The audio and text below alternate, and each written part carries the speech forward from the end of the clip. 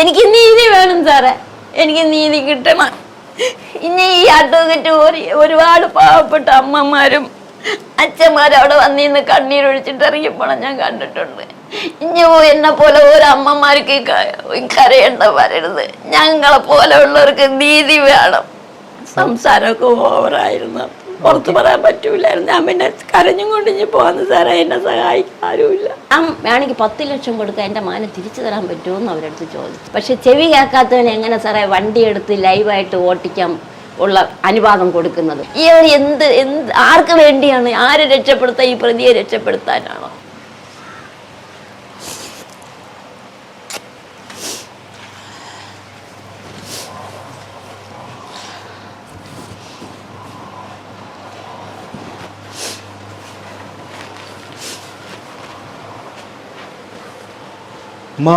എന്തോ കരഞ്ഞോണ്ടിരിക്കുന്ന?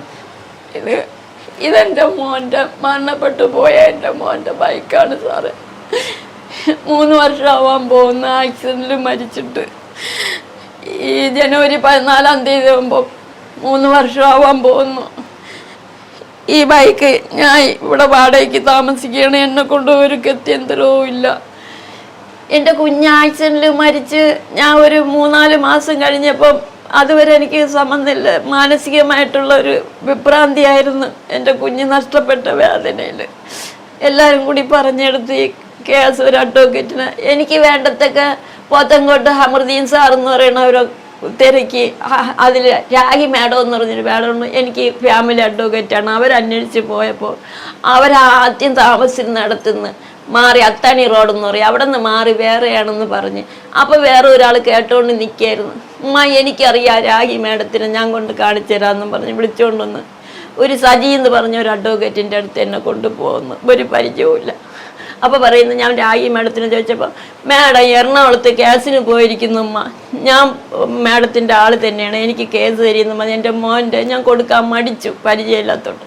എല്ലാ ഒറിജിനൽ രേഖകളൊക്കെ നോക്കട്ടെന്ന് പറഞ്ഞ് വാങ്ങിച്ചിട്ട് ഇയാൾ തിരിച്ചു തരൂല്ല. അങ്ങനെ ഒരാഴ്ച കഴിഞ്ഞ് വീണ്ടും ഞാൻ പോയപ്പോൾ കുഴപ്പമില്ല, ഇയാൾ ഫോൺ ചെയ്തിട്ട് രാഗി മാഡത്തിൻ്റെ അടുത്ത് സംസാരിക്കുമ്പോഴേക്ക് സംസാരിച്ചു പറഞ്ഞ് കേസ് ഫയൽ ചെയ്യാന്ന്. അപ്പോഴും ഞാൻ പറഞ്ഞ എൻ്റെ പൈസയൊന്നുമില്ല. അപ്പോൾ ഇയാൾ പറഞ്ഞ് ആ ഇടിച്ച പയ്യന് ഇൻഷുറൻസും ഇല്ല, ലൈസൻസും ഇല്ല എന്ന് പറഞ്ഞ്. എൻ്റെ മോൻ ഇതെല്ലാം ഉണ്ട്, 10 ദിവസം ആയതേ ഉള്ളൂ എൻ്റെ മോനെ. എൻ്റെ മോൻ ജ്യൂസ് കടയിലൊക്കെ നിന്ന് ആണ് ഞങ്ങൾ നിത്യവൃത്തി കഴിയണം. എനിക്ക് സ്വന്തമായ വീടില്ല. ഞാൻ വീട്ടു ജോലിക്കൊക്കെ പോയാണ് എൻ്റെ മോനെ വളർത്തിക്കൊണ്ട് വന്നത്. 21 ദിവസത്തെ ട്രെയിനിങ്ങും കഴിഞ്ഞ് പരീക്ഷയും പാസ്സായി. ജോലിക്ക് നിന്ന് ജോലി കിട്ടിയെന്നായപ്പോൾ ഞാൻ 4-5 ഒരു വീട്ടിൽ നിൽക്കുന്ന ഒരു അമ്മാമ്മയെ നോക്കി രോഗിയെ പരിചരിക്കുന്ന ജോലിയായിരുന്നു. ആകെപ്പാടെ ഉണ്ടായിരുന്നു 1.5 ലക്ഷം രൂപ. ഈ കുഞ്ഞിന് ജോലി കിട്ടിയതുകൊണ്ടാണ് ഞാൻ ഈ ബൈക്ക് എടുത്ത് കൊടുത്തത്. ഈ ബൈക്ക് എടുത്ത് എൻ്റെ കൂട്ടുകാരൻ്റെ സെക്കൻഡ് ഹാൻഡ് എടുത്ത് വാങ്ങിച്ച് കൊടുത്ത് 10ൻ്റെ എന്നാണ് ആക്സിഡൻറ്റ് പറ്റണ. ഈ ആക്സിഡൻറ്റ് പറ്റണതിന് 2 ദിവസത്തേക്ക് മുമ്പേ എൻ്റെ ആ വീട്ടിൽ എന്നിട്ട് മേഡത്തിനോട് പറയും, ആൻറ്റി ഞാൻ എൻ്റെ ഉമ്മയെ കൊണ്ടുപോകും, അടുത്ത ആഴ്ച വന്ന് വീടെടുത്ത് എൻ്റെ ഉമ്മയെ ഞാൻ ജോലിക്ക് വിടുന്നില്ല, എനിക്ക് എൻ്റെ ഉമ്മയെ ഇരുത്തണം, എനിക്ക് ജോലിയായ ആൻറ്റി എന്നും പറഞ്ഞിട്ട് പോയ കുഞ്ഞിൻ്റെ 2ൻ്റെ അന്ന് ഡെഡ് ബോഡിയാണ് എനിക്ക് കിട്ടുന്നത്. ഇവൻ ഭീമാളി ഉറൂസും കണ്ടിട്ട് വരുന്ന വരവിൽ 2024 22 എൻ്റെ പൊന്നുമോനെ ഇവിടെ ML റോഡിൻ്റെ അവിടെ വെച്ച് ഒരു പയ്യന് അവൻ കൊണ്ടിടിച്ചെന്ന് തന്നെ പറയുന്നത്. കൊച്ചിങ്ങനെ വന്നപ്പോഴത്തേക്ക് ഇടിച്ച് ആ സ്പോട്ടിൽ കൊച്ചു മരണപ്പെട്ടെന്നുള്ള വിവരമാണ് ഞാൻ അറിയണത്. പിന്നെ എനിക്കൊന്നും അറിഞ്ഞുകൂടായിരുന്നു. അത് കഴിഞ്ഞാണ് ഈ അഡ്വക്കേറ്റിൻ്റെ അടുത്ത് പോണത്. 15 രൂപയും മേടിച്ചിട്ടുണ്ടെന്ന് വെച്ചാൽ ആ പയ്യന് ഇൻഷുറൻസ് ഇല്ലാത്തതുകൊണ്ട് ഞങ്ങൾക്ക് ഇത് ചെലവിന് പൈസ ഇല്ല, ഇത് ചെലവ് ചെയ്യണം ഉമ്മാക്ക്, കേസ് ഫയൽ ചെയ്യാൻ വേണ്ടിയിട്ട് പൈസ വേണം ഉമ്മാക്ക് കിട്ടുമ്പോൾ എനിക്കത് കുറച്ചിട്ട് തന്നാൽ മതി എന്ന് പറഞ്ഞ് 10 രൂപ എൻ്റെ മരുമോൻ്റെ അവൻ്റെ പ്രകാരം മൊബൈൽ വഴി അയച്ചു കൊടുക്കുന്നു. 2,500 രൂപ ഞാൻ കൊണ്ട് കൊടുക്കുന്നത്. ഇയാൾ ചതിച്ചതാണ്. ഇങ്ങനെ കേസ് വിളിക്കുമെന്നും പറഞ്ഞ് ഇരിക്കരുത്. 3 വർഷം 2-3 മാസത്തിന് മുമ്പേ ഇൻഷുറൻസ് കമ്പനിയിൽ നിന്നൊരു സാറ് വന്നിട്ട് പറയുന്നു, ഞങ്ങൾ ഇന്ന് മോൻ്റെ ബൈക്കിൻ്റെ ഇൻഷുറൻസിൻ്റെ ആളാണ്, അതുകൊണ്ട് ഞങ്ങൾ അതിന് അന്വേഷിക്കാമെന്ന് മോൻ്റെ അതിൻ്റെ പേപ്പേഴ്സിൻ്റെയൊക്കെ ഫോട്ടോസെറ്റ് കോപ്പി വേണമെന്നും പറഞ്ഞ് ഞാൻ എല്ലാം കൊടുത്തു. കേസ് ഫയൽ ചെയ്തില്ലേ എന്ന് ചോദിച്ചു. ഞാൻ പറഞ്ഞു ഞാൻ ചെയ്തിട്ടുണ്ടല്ലോ സാറേ, 3 വർഷം ആവാൻ പോന്നു. ഇന്ന് കേസ് ഫയൽ ചെയ്തതായിട്ടൊന്നും അറിയുന്നില്ലല്ലോ ഉമ്മ, ഒന്നും അറിഞ്ഞൂടാ. ഉമ്മ അഡ്വക്കേറ്റിനെ ചെന്ന് കാണുക, കണ്ടിട്ട് ആ കേസിന്റെ നമ്പർ ഒന്ന് തരാൻ പറയും, അല്ലെങ്കിൽ ആ കേസ് ഫയൽ ചെയ്തോ ഇല്ലേന്ന് എൻ്റെ അറിവിൽ ഇല്ല എന്നാണ് തോന്നണേന്ന് പറഞ്ഞു. ഞാൻ ഇങ്ങനെ അന്വേഷിച്ച് പോയി. 3 വർഷത്തിന് ശേഷം പോയപ്പോഴത്തേക്ക് ഇയാൾ അവിടെ താമസ സ്ഥലത്തില്ല, ആദ്യത്തെ താമസ സ്ഥലത്ത് നിന്നൊക്കെ മാറി എന്ന് പറഞ്ഞ് എവിടെയെന്ന് അറിഞ്ഞുള്ളത്. ഇയാളുടെ നമ്പറിൽ കോണ്ടാക്ട് ചെയ്ത് അയാളുടെ കൂടെ വേറെ ഒരുത്തരും വിനോയ് എന്നും പറഞ്ഞ് വിനോദ് എന്നും പറഞ്ഞൊരു പയ്യനുണ്ടായിരുന്നു.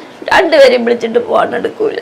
അത് എൻ്റെ കേസ് ഫയൽ ചെയ്തിട്ട് നമ്പർ എനിക്ക് വേണം, ഇൻഷുറൻസ് സാർ വന്നിരിക്കണം എന്ന് പറഞ്ഞപ്പോഴത്തേക്ക് അതുമ്മ എനിക്ക് അറിഞ്ഞുകൂടെ, ഞാൻ സാറിനെ വിളിച്ച് ചോദിക്കട്ടെന്ന് പറഞ്ഞു. ഞാൻ അങ്ങനെ എനിക്ക് വിളിച്ച് കോണ്ടാക്ട് ചെയ്ത് തന്നപ്പം അങ്ങേര് പറയുന്നു, അത് എനിക്ക് സൗകര്യമില്ലായിരുന്നു കേസ് ഫയൽ ചെയ്യാൻ, നിങ്ങളെ മരുമോന് എന്തോ ഞാൻ പൈസ ചോദിച്ചപ്പോഴത്തേക്ക് നിങ്ങളിങ്ങനെ ഒഴിഞ്ഞു മാറിയതല്ലേ. ഞാൻ പറഞ്ഞ 15 രൂപ തന്നില്ല സാർ, ഇനി എൻ്റെ ഇല്ലല്ലോ എന്ന് പറഞ്ഞു. ഞാൻ കേസൊന്നും ഫയൽ ചെയ്തില്ല എന്നും പറഞ്ഞ് എന്നെ ഭീഷണിപ്പെടുത്തി. സംസാരമൊക്കെ ഓവറായിരുന്നു, പുറത്ത് പറയാൻ പറ്റൂലായിരുന്നു. ഞാൻ പിന്നെ കരഞ്ഞും കൊണ്ട് ഇനി പോകുന്ന സാറേ, എന്നെ സഹായിക്കാരുമില്ല. എൻ്റെ മോൻ്റെ അവസാനത്തെ ആഗ്രഹമായിരുന്നു സാറ് എന്നെ വീടെടുത്തിരുത്തി ഒരിടത്തും ജോലിക്ക് വിടല്ലെന്നും പറഞ്ഞ്. ആഗ്രഹമാണ്, ഒരു ആഗ്രഹമെങ്കിലും എനിക്ക് സാധിക്കാൻ പറ്റുമെന്ന് അറിയില്ല സാറേ. എനിക്കത് മതി, എനിക്ക് കിടക്കാറില്ല. വീട്ടു ജോലിയൊക്കെ ചെയ്താണ് ഞാൻ ജീവിച്ചത് സാറേ. എനിക്ക് നിവൃത്തിയില്ല വീട്ടുപണി ചെയ്യാൻ. മാനസികമായിട്ടും ശാരീരികമായിട്ടും ഞാൻ തകർന്നുകൊണ്ടിരിക്കുകയാണ്. ഇത് സ്റ്റാർട്ടിങ്ങിലെ അന്വേഷിച്ചപ്പോൾ അവിടെ ഇതുണ്ട്, ക്യാമറയുണ്ട്. എൻ്റെ മരുമോൻ്റെ അളിയന്മാരൊക്കെ നല്ല സ്ട്രോങ് ആയവരാണ്. എനിക്കൊരു അനിയനും ഉണ്ട് അവിടെ പറഞ്ഞവൻ. അവരൊക്കെ ഇപ്പം എന്നുവെച്ചാൽ ഞാൻ ഈ കേസ് അവർ സലീം ഖാൻ സാറിനെ കൊണ്ടുവന്നപ്പോൾ എനിക്ക് എന്തോ അന്നത്തെ ഞാൻ പറഞ്ഞില്ല മാനസിക, ഞാൻ പറഞ്ഞു എനിക്ക് കേസൊന്നും ചെയ്യാൻ പറ്റില്ല, നിങ്ങൾ പോയി എന്ന് പറഞ്ഞാൽ വ്യക്തിപരമായ വരാം. അങ്ങനെ ഇരിക്കുമ്പോഴാണ് ഞാൻ എൻ്റെ ഈ രാഹി മാഡത്തിനെ അന്വേഷിച്ച് പോയ പോക്കിലാണ് ഇയാളെ കയ്യിൽ വീണത്. എനിക്ക് അപ്പോഴേ ഈ സ്പോട്ടിങ്ങിൽ തന്നെ എൻ്റെ മോൻ മരണപ്പെട്ടെന്നായപ്പോഴേ പാർട്ടി ഓഫീസിൻ്റെ ഫ്രണ്ടിലാണ് ഈ സംഭവം നടക്കുന്നത്. പാർട്ടിക്കാരെല്ലാം ഇടപെട്ട് ഇവരെ ഒഴിവാക്കുകയും ചെയ്തു. ഒരു സംഭവം നടക്കുമ്പോൾ ഡെത്ത് കേസാണ്. അപ്പം എൻ്റെ മോൻ്റെ വണ്ടിയുടെ ബാക്കിൽ ഇരിക്കുന്ന പയ്യനുണ്ടായിരുന്നു, അതിന് കൈ കാല് ഒക്കെ പൊട്ടലാണ്, അതിന് ജോലിക്കൊന്നും പോകാൻ പറ്റില്ല. അത് താമസിക്കുന്ന പാച്ചിലൂർ അടുപ്പിച്ചാണ്, പൂങ്കുളം എന്ന് പറയുന്ന സ്ഥലത്താണ്. അപ്പം അത് നന്നായിട്ട് മൊഴി കൊടുക്കുന്നുണ്ട്, ഈ വണ്ടിയാണ് വന്ന് ഇടിച്ചത് എന്ന് ഇവരുടെ വണ്ടിയിൽ ഈ NS, ഇത് കറുപ്പ് പൈസർ, മറ്റത് വെള്ള. ഈ കൊണ്ടിടിച്ചവൻ്റെ വെള്ളയാണ്. അവൻ്റെ പേര് എനിക്കറിയാം, വിനോയ് എന്നാണ് അവൻ്റെ പേരും. അവൻ RSSലെ പയ്യനെന്നും പറയുന്നു. പക്ഷേ ഇപ്പോഴാ ഓരോരുത്തർ പറഞ്ഞു ഇത് ആദ്യത്തെ സംഭവം അല്ലെന്ന്, ഇത് 3ാമത്തെ 4ാമത്തെ സംഭവമാണ് ഈ കുഞ്ഞിൻ്റെ. അപ്പം അങ്ങനെയുള്ളൊരു വ്യക്തിക്ക് ഒരു കേസ് വരുന്നില്ല. ഈ സ്ത്രീ 3ൻ്റെ അന്ന് എൻ്റെ മകൻ മരണപ്പെട്ട 3ൻ്റെ അന്ന് വന്ന് 3 ലക്ഷം രൂപ തരാം, മകനെ ഒഴിവാക്കി കൊടുക്കണമെന്ന് ഞാൻ മുഖാന്തരമല്ല വേറെ ആരുടെ മുഖാന്തരമായിട്ട് പറഞ്ഞു വന്നപ്പോൾ ഞാൻ പറഞ്ഞു ഈ പട്ടിയും പൂച്ചയല്ലായിരുന്നു എൻ്റെ കുഞ്ഞ്, എനിക്ക് നഷ്ടപ്പെട്ടു. പക്ഷെ അത് 3 ലക്ഷത്തിനും 4 ലക്ഷം, ഞാൻ വേണമെങ്കിൽ 10 ലക്ഷം കൊടുക്കാൻ എൻ്റെ മകനെ തിരിച്ചു തരാൻ പറ്റുമോ എന്ന് അവരടുത്ത് ചോദിച്ചു എന്ന്. അതുകൊണ്ട് ഇപ്പോൾ ഈ ഒരു കാര്യത്തിന് എൻ്റെ അടുത്ത് ആരും വരല്, എനിക്ക് കോംപ്രമൈസ് ആയിട്ട് ഒന്നും വരല് എന്ന് പറഞ്ഞ് ഞാൻ അങ്ങ് ഒഴിവാകണം. പക്ഷേ ഇവർ ഡിപ്പാർട്ട്മെൻറ്റ് സത്യസന്ധമായിട്ട് ആ റിപ്പോർട്ട് ഞാൻ വായിച്ചപ്പോൾ സത്യസന്ധമായിട്ടുള്ള റിപ്പോർട്ടാണ് നമ്മളെ ഡിപ്പാർട്ട്മെൻറ്റ് പൂന്തറ സ്റ്റേഷനിൽ നിന്നുള്ള റിപ്പോർട്ട്. ഒരു ഇതുമില്ല സാറേ. അതിൻ്റെ ഫോട്ടോസെറ്റ് കോപ്പിയൊക്കെ കൊണ്ട് ഞാൻ പറഞ്ഞില്ല, അതിന് ഞാൻ സാറിന് വാങ്ങിച്ച് എത്തിച്ചേരാം. അതിൽ അവരെയും കുറ്റം പറയാൻ പറ്റില്ല. പക്ഷേ ഈ സ്ത്രീ വീണ്ടും എൻ്റെ മകനാണ് കൊണ്ടിടിച്ചെന്നും പറഞ്ഞ് CAക്ക് കേസ് കൊടുത്ത്, കള്ളക്കേസാണ് ഞങ്ങൾ ഫയൽ ചെയ്യണം. അന്നും ഫയൽ ചെയ്തിട്ടില്ല, കേസ് മരിച്ച 10-നാണ്. അങ്ങനെ അവർ പോവേണ്ടവരൊക്കെ പോയി. അന്നേ ഈ സ്ത്രീ പണം വാരി ഇറക്കുകയാണ്. ഈ മകന് ഇൻഷുറൻസ് ഇല്ല. അപ്പോൾ ഈ അഡ്വക്കേറ്റും പറഞ്ഞ എന്തെന്ന് പറഞ്ഞാൽ, ഉമ്മ ഈ ഇടിച്ചവന് ഇൻഷുറൻസ് ഇല്ല, ലൈസൻസ് ഇല്ല, അത് നിയമപരമായിട്ട് കിട്ടാൻ ബുദ്ധിമുട്ടാണ്. കാര്യം ഇവൻ സംസാരശേഷിയില്ല. സംസാരശേഷി പോട്ട് അത് നമുക്ക് പ്രശ്നമല്ല. പക്ഷെ ചെവി കേൾക്കാത്തവന് എങ്ങനെ സാറേ വണ്ടി എടുത്ത് ലൈവായിട്ട് ഓട്ടിക്കാൻ ഉള്ള അനുവാദം കൊടുക്കുന്നത്? ഏത് ഗവൺമെൻറ് കൊടുക്കുന്നുണ്ട് അവന് ഇങ്ങനത്തെ ഒരു ഇത്? അപ്പം ഇത് 1 അല്ല 2 അല്ലെന്ന് 3 അപ്പം ഇതൊരു നിത്യ. ഇവരുടെ പിന്നിൽ തന്നെ എനിക്ക് ബലമായ സംശയം എന്തോ ഒരു കേങ്ങ് പ്രവർത്തിക്കുന്നുണ്ട്. ഇവർ തട്ടിയിട്ട ഉടനെ കുഞ്ഞിനെയും കൊണ്ട് ഇവർ രക്ഷപ്പെടാമെന്നോ അല്ലെങ്കിൽ ഏതെങ്കിലും ഹോസ്പിറ്റലിൽ കൊണ്ടുപോകാമെന്നൊക്കെ ഇവർക്ക് ധാരണ ഉണ്ടായിരുന്നിട്ടുള്ളൂ. പക്ഷേ ഇടിച്ച സ്പോട്ടിൽ മോൻ ചെന്ന് വീണു, അപ്പോൾ തന്നെ മരണപ്പെടുന്നതാണ് പറഞ്ഞത്. ആളും വന്നു കൂടി. കൂടിയപ്പോൾ എൻ്റെ മകനെ എടുത്തു മാറ്റാൻ ഇവർക്ക് പറ്റിയില്ല. അങ്ങനെ ആയിരിക്കാം ഈ സംഭവം നടന്നിരിക്കുന്നത്. കാര്യം ഇത് 8ാമത്തെ പ്രാവശ്യം എന്നാണ് പയ്യന്മാർ പറയുന്നത്.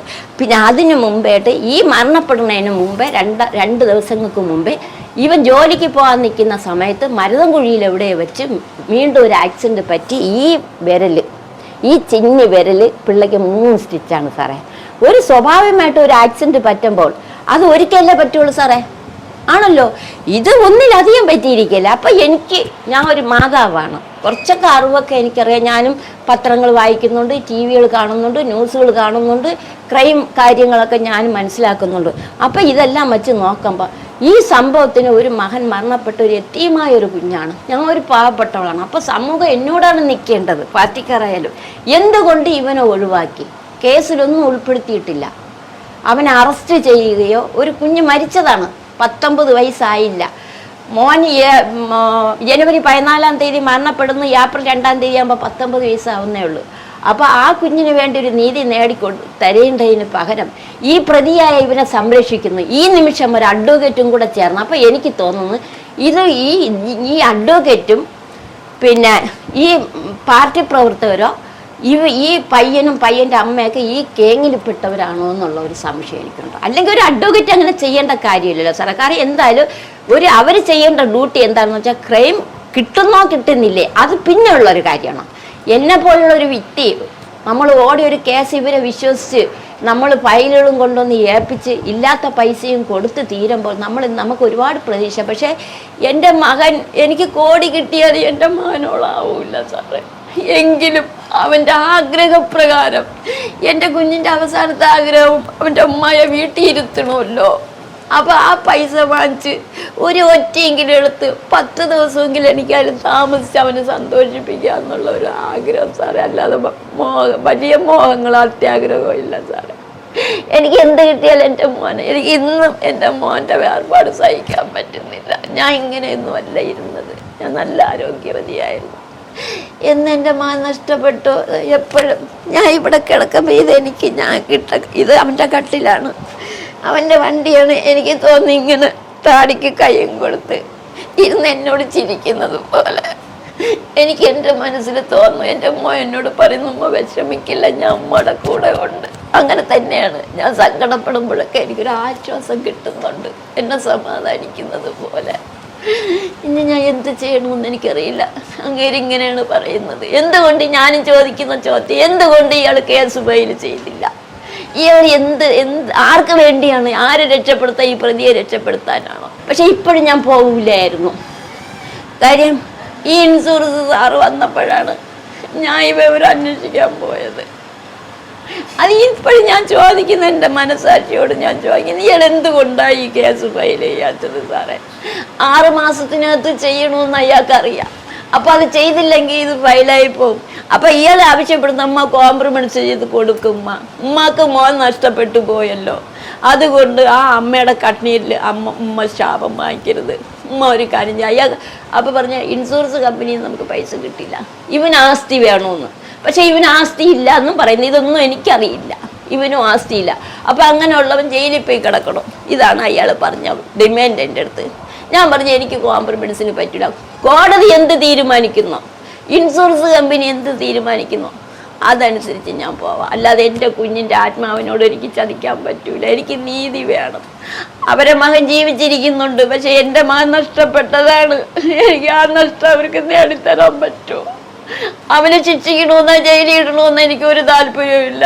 പക്ഷെ ഒരാൾക്ക് ഒരു അബദ്ധം പറ്റും. ഇത് നിരന്തരം ചെയ്തുകൊണ്ടിരിക്കുകയല്ലേ. ഇപ്പോഴും വെള്ളം അടിച്ച് ഇപ്പോഴും വണ്ടി എടുത്തുകൊണ്ട് വെലസനെന്നാണ് ആൾക്കാർ പറയണത് സാറേ.